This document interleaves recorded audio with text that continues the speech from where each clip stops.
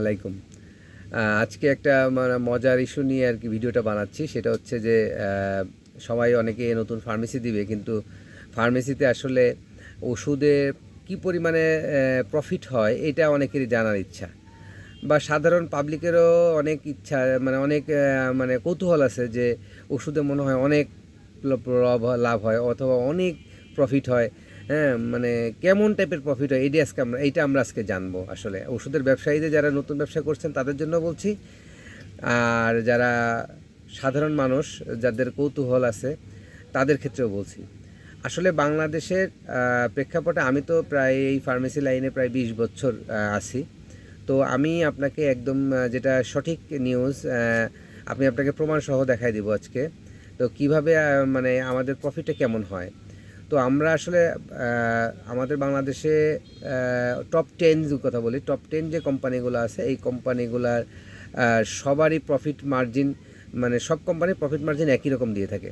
তো এখানে একটু কথা আছে, সেটা হচ্ছে এই কথাটার মধ্যে হচ্ছে এখানে একটা জিনিস বোঝার জিনিস যে আপনি একটা কোম্পানির প্রোডাক্ট কিনলে সব কোম্পানি আপনাকে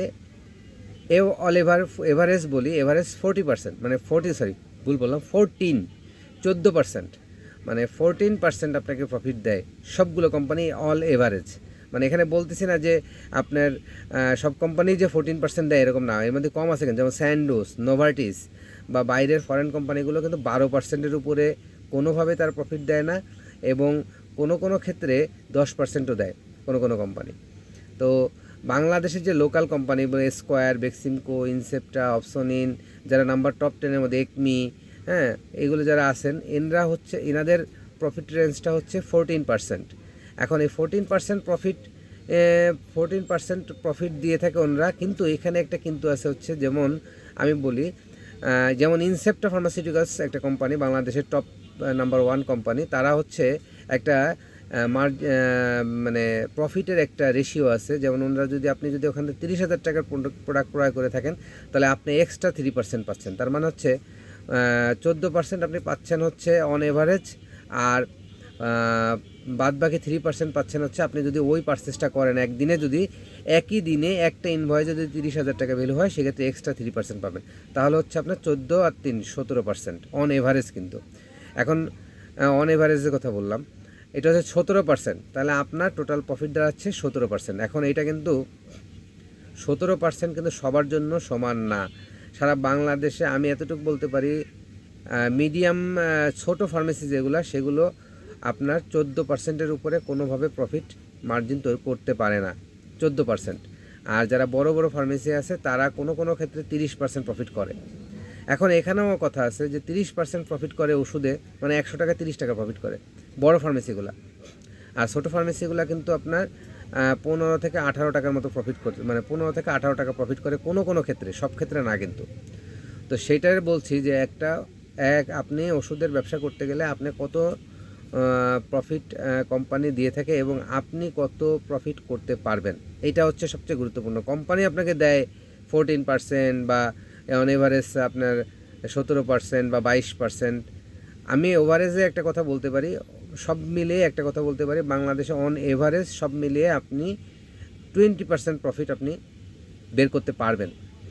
এইটা নির্ভর করবে, ডিপেন্ড অন ইউর অ্যাক্টিভিটিস, আপনার অভিজ্ঞতা এবং আপনার ব্যবসায়িক যে লেনদেন এবং আপনি কোম্পানির সাথে যে রিলেশন তৈরি করতেছেন সেই রিলেশনের উপর নির্ভর করবে। এটা এমন না যে আপনার কোনো কোম্পানি সরাসরি ইনভয়েস, আমি যেমন বলি আপনাকে একটা ইনভয়েস দেখাই, এটা একটা ইনভয়েস, এই কোম্পানির নাম হচ্ছে ইউনিমেড ইউনিহেলথ।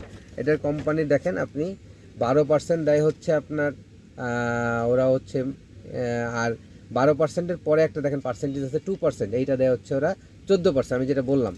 তা 12% আর হচ্ছে এক্সট্রা দেয় 2%, 14% ওরা দেয়।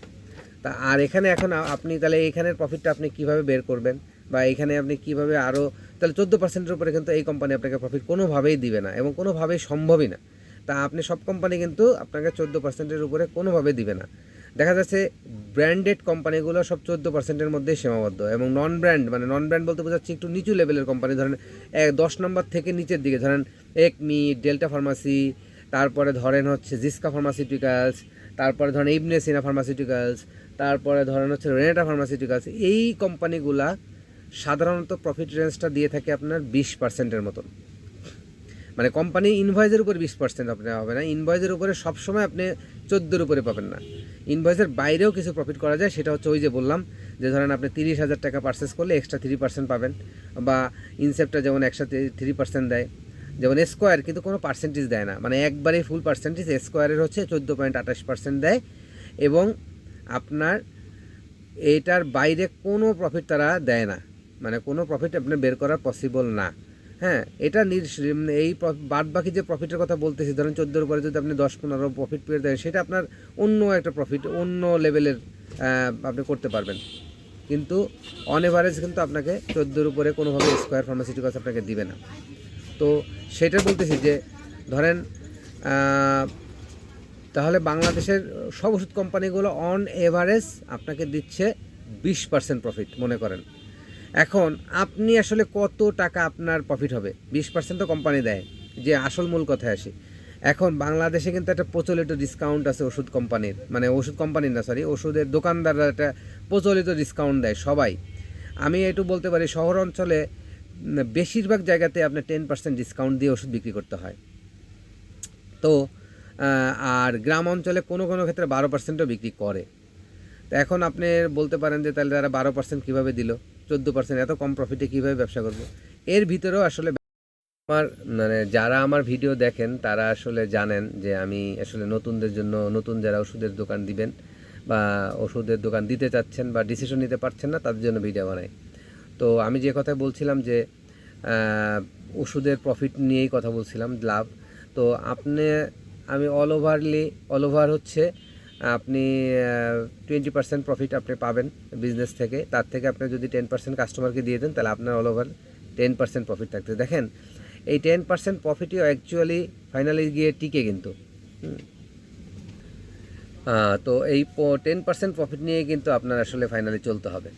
তো 10% প্রফিট নিয়ে চলতে হবে, আর বাদ বাকি প্রফিটটা কিন্তু আপনি গেইন করতে হবে। মানে এটা আপনাকে আসলে কেউ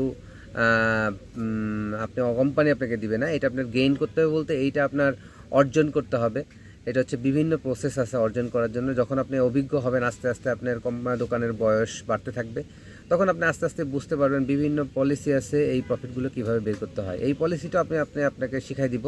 হ্যাঁ, তবে আপনি ধরে রাখেন কোম্পানি যে আপনাকে প্রফিট দিবে তার থেকে যদি কাস্টমারকে আপনি 10% ডিসকাউন্ট দিয়ে বিক্রি করেন, তাহলে আপনি 10% প্রফিট আপনি পাচ্ছেন। 10%-এর বাইরে আপনি প্রফিট পাবেন না। তো আপনার যেটা করতে হবে সেটা হচ্ছে যে এই 10% প্রফিটকে আপনি ক্যালকুলেট করতে হবে। আপনার মাসের খরচ, বিশেষ করে আপনার ফিক্সড কস্ট, এইগুলো কিন্তু অবশ্যই খুবই গুরুত্বপূর্ণ। যেমন আপনার দোকান ভাড়া, কর্মচারীর বেতন, দোকানের আনুষঙ্গিক যে খরচ আছে যেমন বিদ্যুৎ বিল, এসির বিল, এইগুলো আপনার এমনভাবে মেকআপ করতে হবে, এমনভাবে আপনার এইগুলো আপনার ক্যালকুলেশন করতে হবে যাতে আপনার এই 10% প্রফিটের মধ্যে আপনার দোকানের সকল ফিক্সড কস্ট উঠে আসে এবং আপনার প্রফিট থাকে। তো আপনি দেখেন 10,000 টাকা যদি আপনি সেল করেন মাসে, তাহলে প্রতিদিন যদি আপনি 10,000 টাকা সেল করেন, তাহলে আপনি মাসে 3 লাখ টাকা সেল করবেন। 3 লাখ টাকার 10% মানে আপনি মনে করেন 3,000 টাকা। তো 3,000 টাকা আপনার একটা এভারেজের উদাহরণ দিলাম। তো এই ক্ষেত্রে আপনি দেখেন তাহলে আপনি কত প্রফিট করতেছেন, ঠিক আছে? তো 3 লাখ টাকায় কিন্তু আপনার প্রফিট হচ্ছে মাত্র 3,000 টাকা। তো আপনার পার ডে কত টাকা সেল করতে হবে আপনার এই দোকানের খরচ ওঠানোর জন্য, এটা কিন্তু সহজেই বোঝা যাচ্ছে। যে ধরেন আপনার দোকানে, যেমন আমি বলি আমার দোকানের ভাড়া এখন বর্তমানে 30,000 টাকা। তো আমার 30,000 টাকা ভাড়া উঠাতে গেলে আমার পার ডে কত টাকা সেল করতে হচ্ছে। হ্যাঁ, এটা কিন্তু আমার ক্যালকুলেশন আছে। আপনি ক্যালকুলেশন যখন করবেন তখন এইভাবে ক্যালকুলেশন করে নিয়ে বসলে একটা দোকান দেওয়ার জন্য আপনি সাহস পাবেন যে আসলে কত টাকা আমি প্রফিট করব, আর আমার মাস শেষে কত টাকা সেল হবে। আমার এভারেজে সেল হয় প্রায় এখন এই মুহূর্তে আমার এভারেজ সেল আমার 25 থেকে 30 লাখ টাকা আপ ডাউন করে আমার প্রতি মাসেই। তা 30 লাখ টাকা আপ ডাউন করলে পার ডে আমার কত সেল হবে, এটা আপনি ভাগ দিলে আপনি বুঝতে পারবেন তাহলে কত সেল। তো অল ওভারে মানে আপনি যদি বলেন তাহলে আপনি এভারেজে আপনি কোম্পানির